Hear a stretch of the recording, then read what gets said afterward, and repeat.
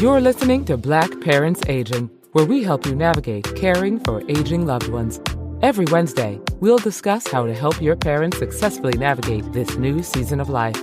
We are going to talk about legal, health, technology, and finances. Here's your host attorneys, Olivia Smith and Nicola Robinson. Hi, and welcome to our very first episode of Black Parents Aging. We are so delighted to have you. So today we are going to have a conversation about having conversations. Yes. So as we are going into these holidays, this is usually a really good time to start having conversations with your parents.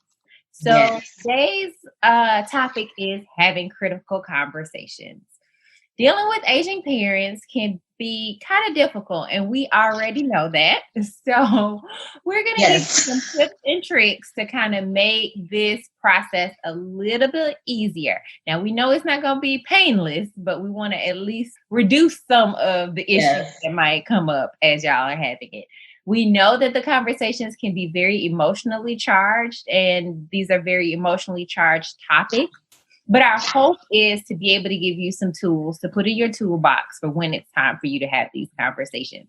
So I'm going to turn it over to my co-host, Olivia.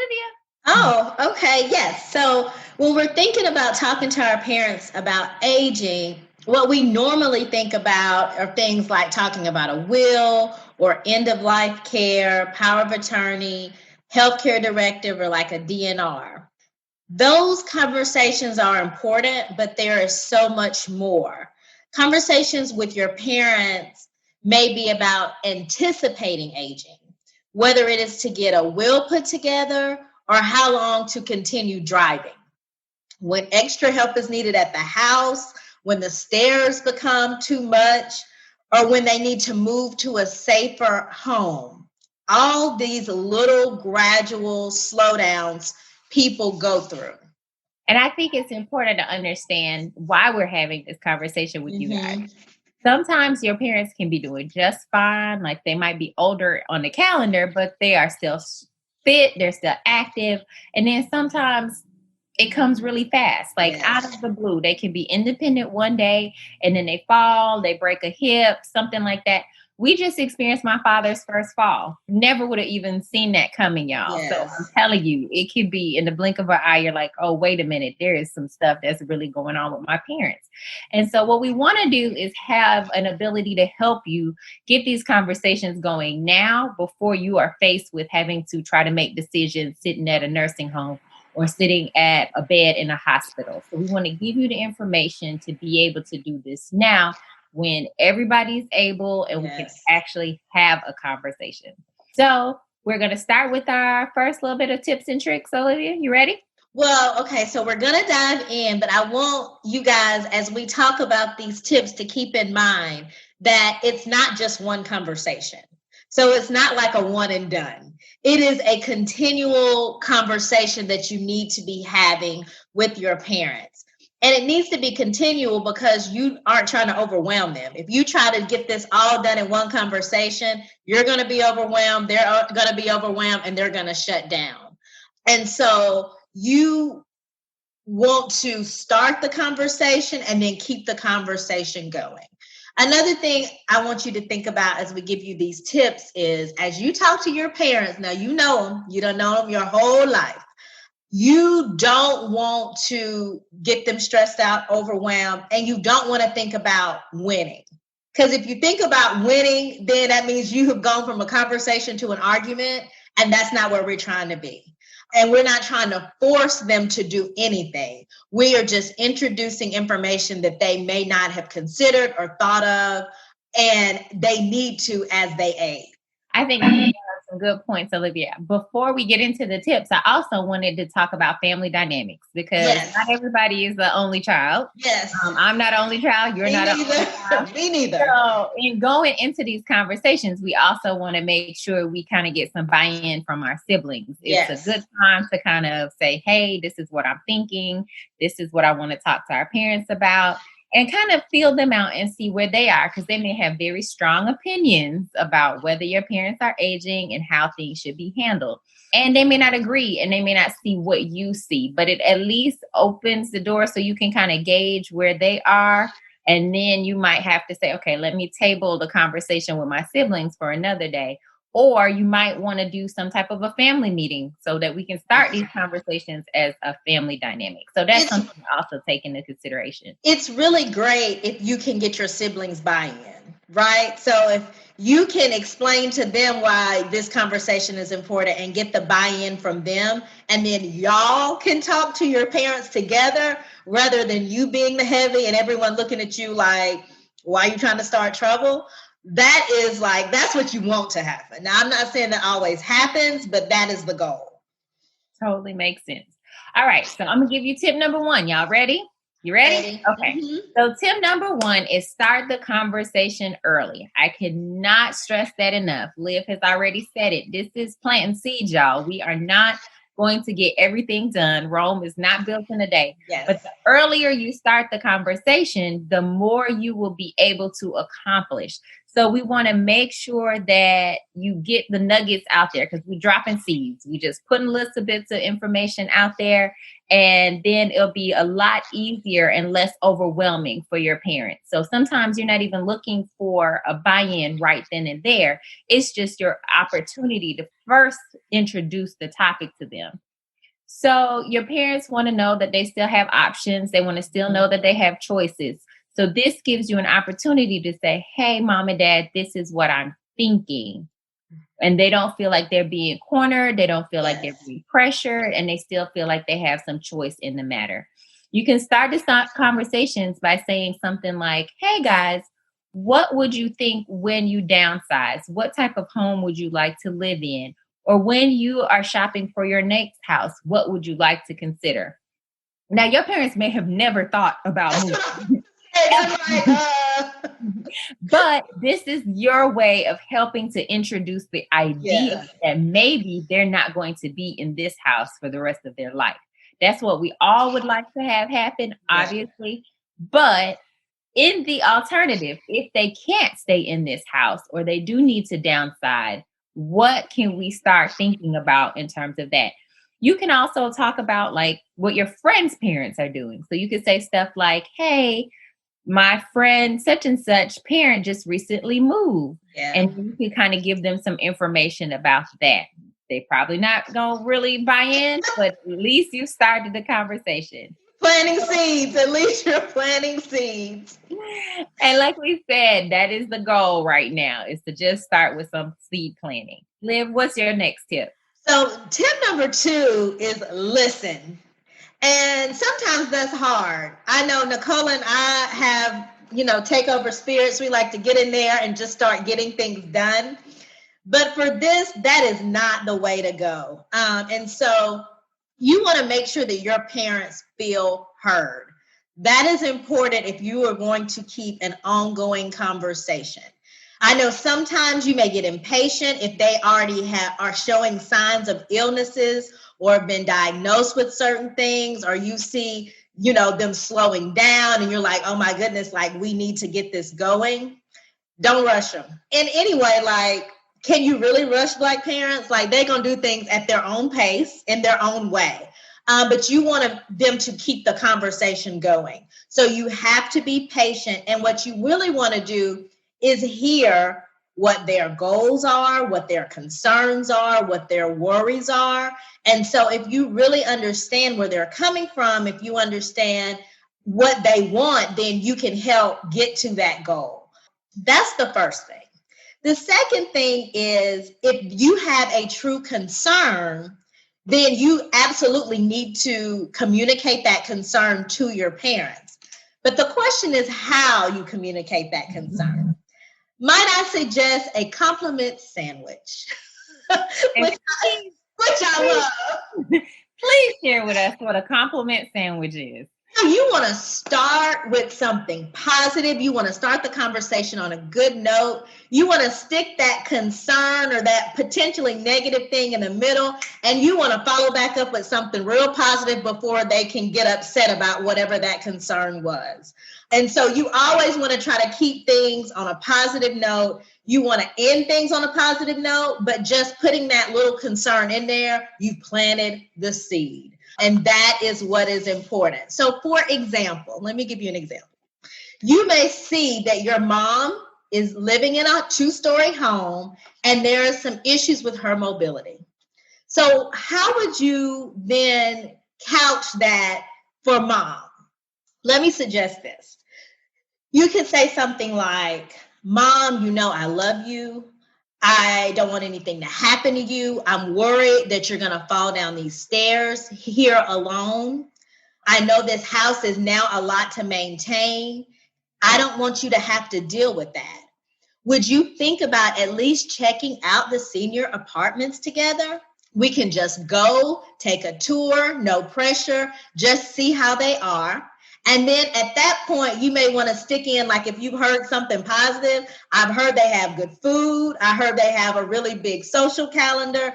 I heard they are well maintained, and then leave it at that. And then you let mom decide whether she's going to agree to go or not. And if she doesn't, that's okay.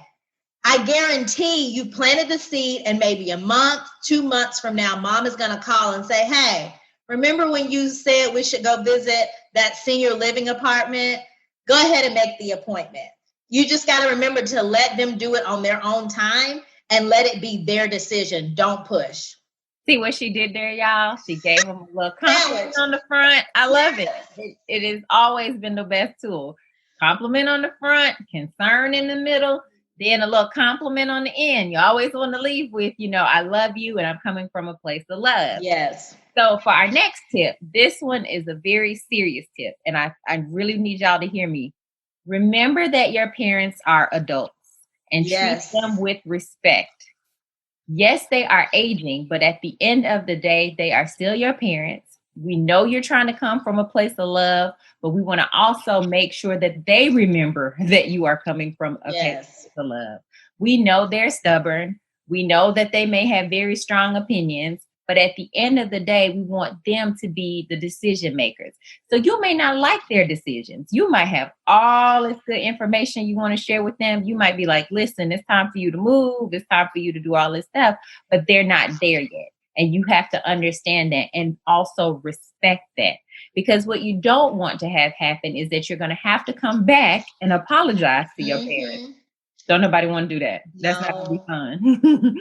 And you have to make sure that you acknowledge that at the end of the day, it's their decision. So don't put that stress on yourself. They are the decision maker. You can give them the information, but they should be the ones to do the decision making. So just focus on bringing them the information, focus on making sure that you are respectful when you do decide to have these conversations. And listen, do not, I repeat, do not threaten to just throw your parents into a nursing home. Don't do that.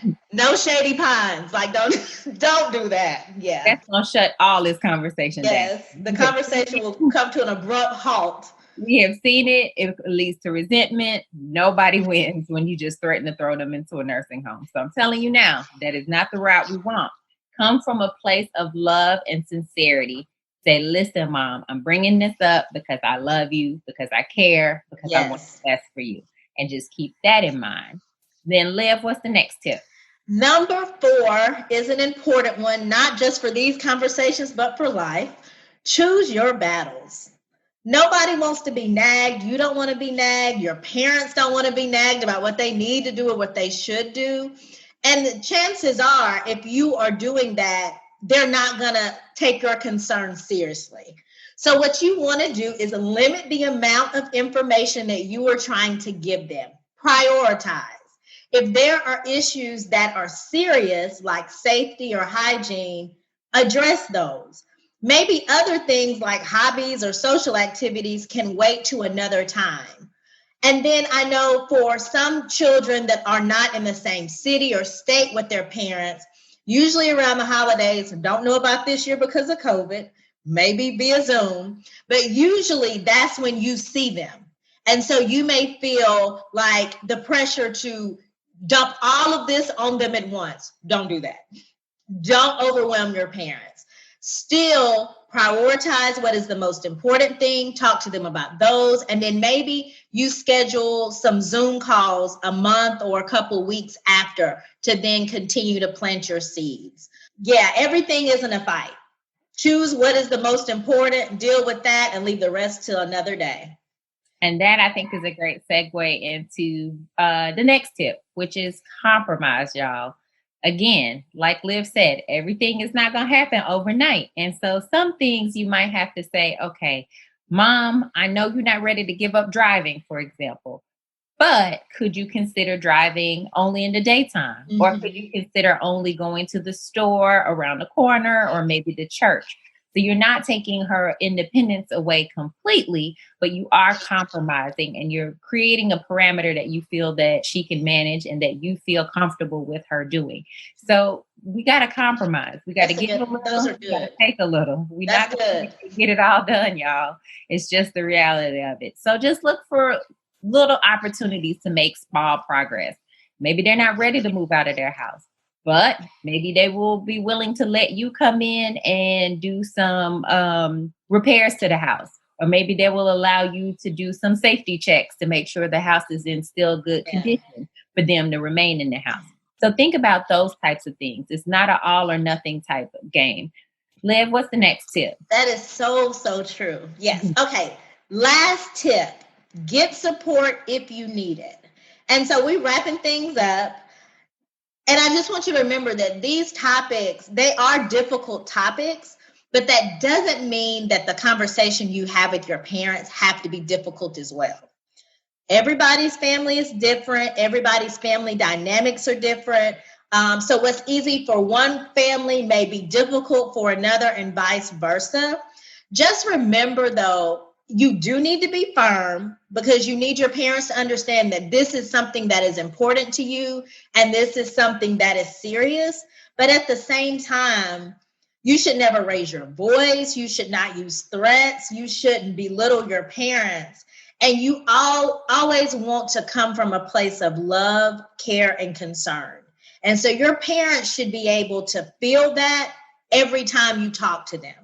And if they can't feel that, then maybe you need to go back and think of another strategy and then try again. Because we are here because we love our parents and we want to make sure they're okay. And so we want them to feel that as well. And so I think if you keep that in mind, then your conversations will go well. And you can always recruit your siblings. Like, don't think that all of this has to land on you. That is, sometimes we make the assumption or we just feel like I'm the oldest and Olivia's the oldest in her family. So we sometimes take on the burden of being the oldest and thinking that we have to be the ones to do all of this. That's true. So sometimes maybe some of your siblings have a softer touch or a different approach that may also be useful. So lean on them too. Yes. Again, at the end of the day, we want what's best for everybody that we love. So we want to make sure that we're coming from a place of love and don't feel that it is your burden or your responsibility to be the only one to have these conversations with your parents. So we wanted to just throw that in there as well. And I guess also, it doesn't even have to be your siblings. If your parents are close to a family member or a friend, like they may receive it coming better from them than you. You just want them to get the information. You don't care how they get it and from whom they get it from. I agree 100%. Yeah. So those are our tips. We are so grateful and thankful that you were able to join us on this episode. Enjoy your holiday season. Thank you. That's it for today. Check us out on the next episode. That's next week. All right. Bye for now. See you.